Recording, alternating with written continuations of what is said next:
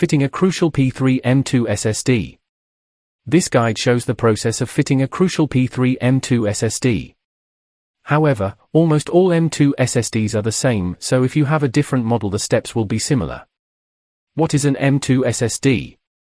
An M2 SSD is basically a solid-state drive, but it's all on a card. This is just a printed circuit board or PCB. It's smaller than a standard SATA 2.5-inch hard drive. All M2 cards are the same width, but they do come in different lengths.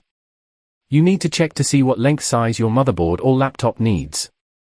Some motherboards can accept M2 cards of different lengths by having more than one fixing hole for the card.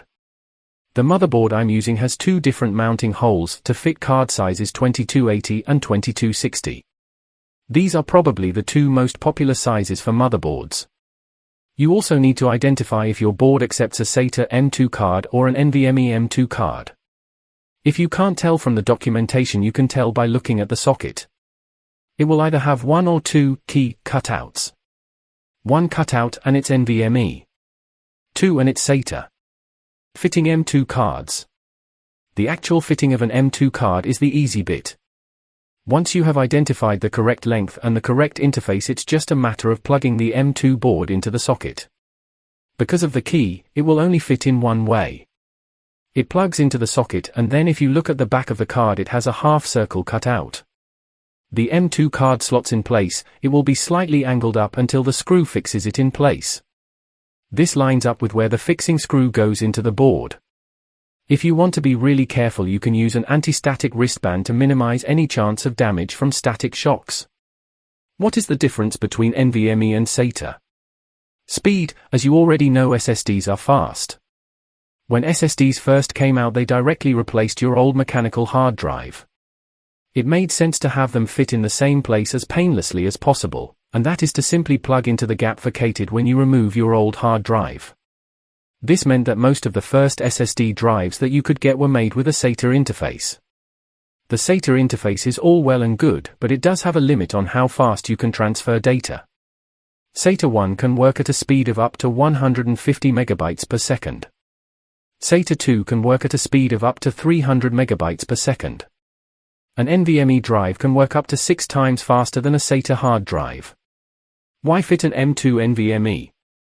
There are a few reasons why you'd want to fit an NVMe drive into your laptop or computer's motherboard. The first one is that of performance. As I've mentioned above, an NVMe drive is a lot quicker than a SATA one. Not only does it transfer data faster, it also has lower latency. Without getting too technical, it means basically it also helps to speed things up. If your machine has the facility to have an NVMe drive fitted, you may as well use it and take advantage of the performance. The second reason is that if you have a laptop that has the space to fit an NVMe drive, then that frees up the space for a SATA drive. This means that you can use that spare SATA interface to fit another hard drive. If you're wondering why you would want to fit another drive, well, for one reason, you could use it to store your other data. This means you can use a smaller capacity NVMe drive and a larger capacity normal SATA hard drive to store your data. Use a PCI board. If your motherboard hasn't got a slot to fit an M2 NVMe card, you can get PCIe cards that plug into your motherboard. You can then plug an M2 NVMe card into that board. M2 card heatsinks. You may have seen heatsinks for M2 cards and wondered, do you need one?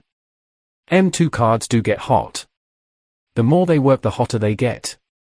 When they get to a certain temperature, they perform something called thermal throttling. This basically means that the speed they run at gets cut so they don't get to a destruction temperature. Running an M2 card without a heatsink won't damage it, but if you frequently push it to its limits, it won't work at its optimum speed because of the thermal throttling.